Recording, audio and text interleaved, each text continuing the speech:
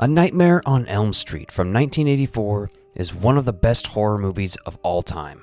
And it has both a theatrical cut and an unrated cut, as well as a bunch of deleted and alternate scenes and 3 alternate endings. Today we're going to slice our way through every bit, starting with what's different in the unrated cut. Then we'll compare the alternate endings and take a look at over 20 deleted and alternate scenes from this Wes Craven classic featuring Freddy Krueger, a character that went from child murderer to lunchbox mascot in less than 10 years.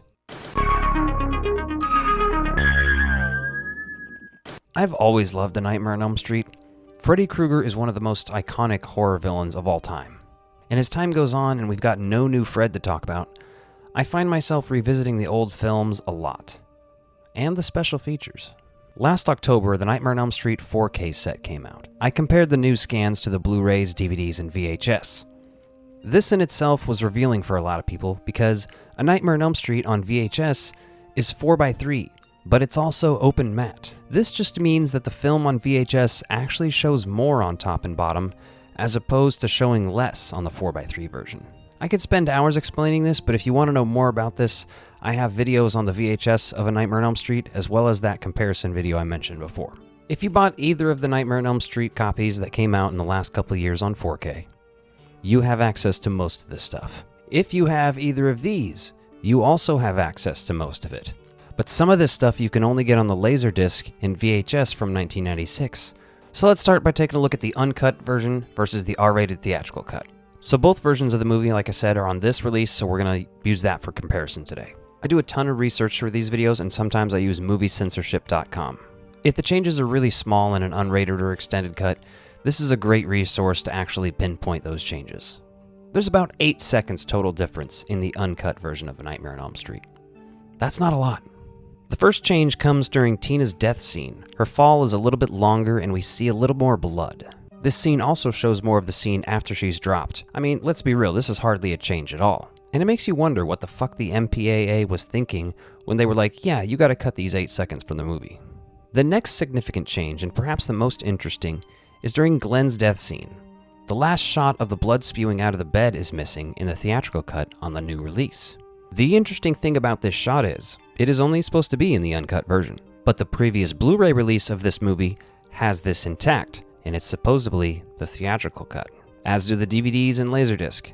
Somewhere along the way, they accidentally created a hybrid of the theatrical and uncut version, which by the way, there's only 8 seconds of difference, so I mean, what are we really doing? Now, some of you might think this is boring, but it just goes to show just how small mistakes can be noticed. Even small mistakes like this. Someone noticed that and pointed it out on the internet. I didn't notice that. Lastly, during the ending with Marge, the shot of the children right before she's pulled into the window, it's longer in the uncut version. And this scene, just like the blood spewing from the bed, this was on the last few releases of the theatrical version. Again, I don't think this changes or alters much from an audience perspective. Neither of these cuts are particularly different. However, if I have access to the unrated cut, yeah, that's the version I'm going to watch. But I'm also not going to be heartbroken if I can't watch it, and I have to watch the theatrical. Let's move on to the alternate endings. I love alternate endings. Half the time they answer questions no one asked, and the other half of the time they create new problems. I think a lot of us are pretty familiar with these already, but let's talk about them anyway. And just for context, the theatrical ending has Nancy stepping outside with her mother. She gets into Glenn's convertible to go to school when the top comes down by itself with red and green stripes. It locks them in and speeds away as Marge casually waves goodbye. The children chanting the Freddy song appear before she's pulled into the window of the front door. Classic, right? The ending we all know. So for alternate endings, first we have the scary ending, where Nancy exits the house the same as the theatrical cut, then gets in the car. They drive away and the top stays down, all looks well. Then the children appear and Marge is still pulled inside. We see the children again and it fades out. This isn't too different, none of them are really, they're just variants on the same ending, right? Next up is the happy ending. Wes intended to end the movie differently originally, something closer to this, the happy ending, which doesn't have an ending scare. Nancy gets into the car, drives off as her mother looks on. This time we still see the kids, but she isn't pulled inside. It still leaves the film open for a sequel, but not in the way the other endings do. This might be a rare case of Robert Shea being 100% correct. Lastly is the Freddy ending. This one I like. For the 400th time, Nancy steps outside, gets in the car, the top comes down, locks them in like in the theatrical version.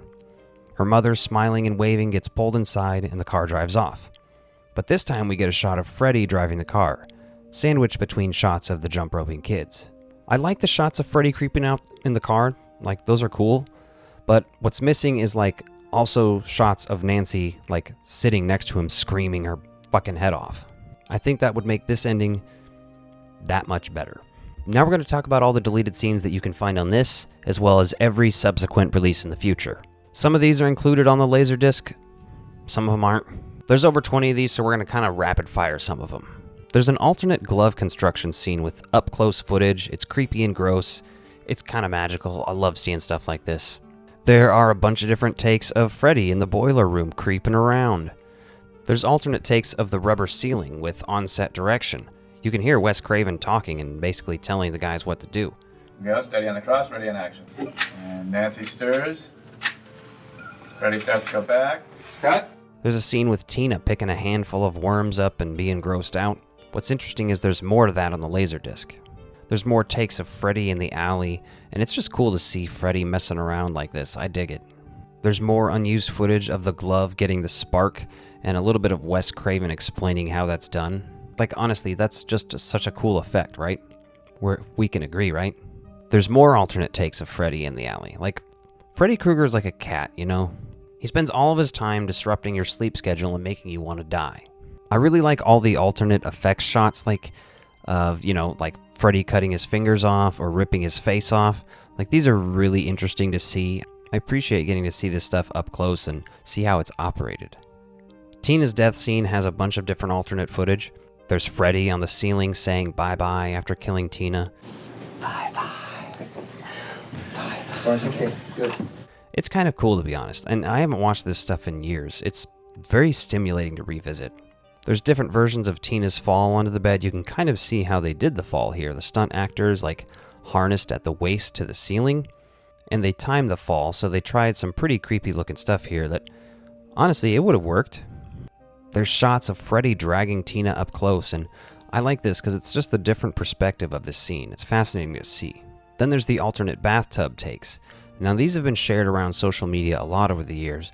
In both of these, you can see special effects artist Jim Doyle in the tank of water with Heather, and there's 2 of these shots. The other one has more angles of the bathroom scene, and it just looks really bizarre to shoot. There's a bunch of little stuff like Freddy in feathers, and it's just, like he's cut through a feather pillow. There's footage of Nancy on a sleep clinic TV.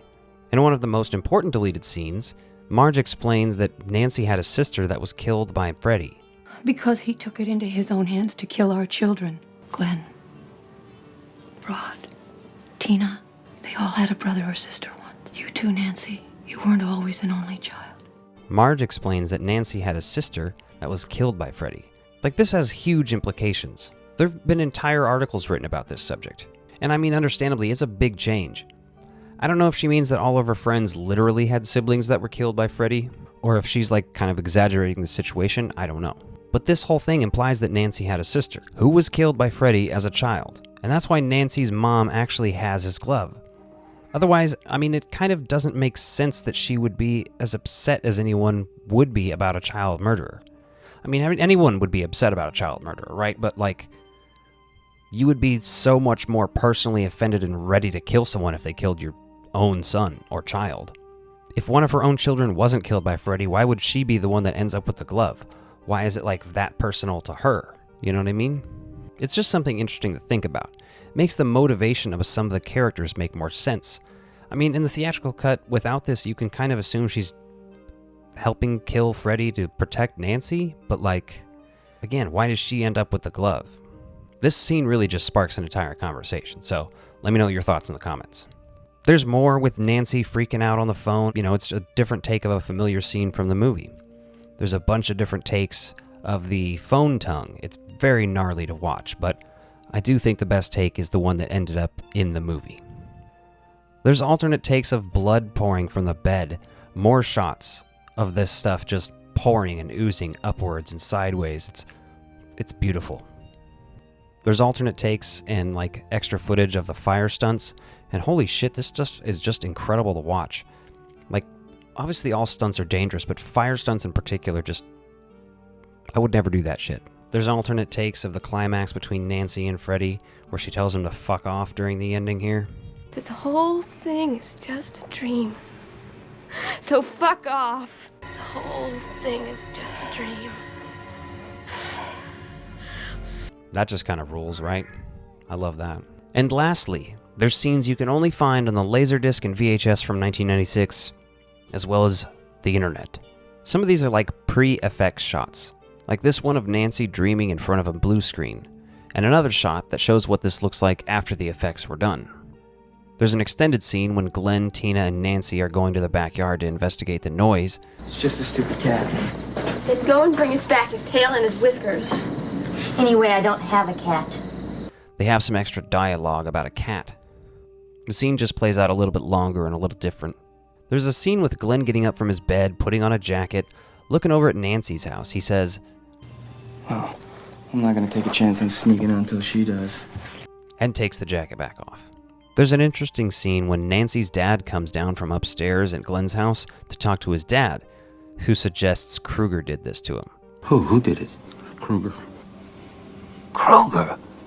Had to be him. There was nobody else in the room. He goes on about how God is punishing us all and suggests that Rod was also killed by Freddy. God's punishing us all. Walter, keep your head. This is a fucking flesh and blood killer we're talking about. Nancy's dad obviously pushes back at this. During the classroom scene, while this kid's reading aloud, there's an extra bit of dialogue from another kid. In the most high and palmy state of Rome. California's the most high and palmy state. I mean, it's kind of just, a little quick joke, nothing too serious. Nancy's parents talk in the graveyard about 10 years ago, and All I know is that this reminds me too much of 10 years ago. Yeah, well, let's not start digging up bodies just because we're in a cemetery. this is another indicator of a subplot where they lost the child to Freddy Krueger already. Then there's more footage from the Sleep Institute. It has them talking a little bit before Nancy mentions a pill that can stop you from dreaming, like the scene that's in the movie. Don't worry, you're not going to change into Bride of Frankenstein. And then we get some cool shit. There's a shot of Glenn's body rising out from the bed. Honestly, this is very cool to see. It's an idea that didn't make it into the final film, and they show it from a few different angles. It's so cool, man. I mean, obviously the execution and whatnot, you have to imagine there'd be really cool music, and I don't know. I think it would work better if they lowered him while the blood was still going out and he was sticking out of it or something and blood was flying off him. I don't know. Earlier we saw Tina with a handful of worms. This shows her getting scared by a trash can lid. That's what makes her come over to the worms. There's a scene with Marge discussing Nancy and the hat coming out of the dream on the phone. No, I'm not crazy. I'm holding the damn thing right here in my hand. There's another extended scene with Nancy arguing with her dad at the police station about Rod and her talking to Rod. Nancy had a nightmare about Rod being in danger or something. I just want to see if he's okay. Not much more added here, but just a little more context, that's all. There's an extended version of the scene where Rod is killed. Again, this really just adds a little bit of extra dialogue. Nothing that I think anyone's really missing that much. It's cool to see, though. There's another extended scene with Nancy and her mom in the kitchen arguing about Freddy and the hat. And you've been acting like it was something I made up.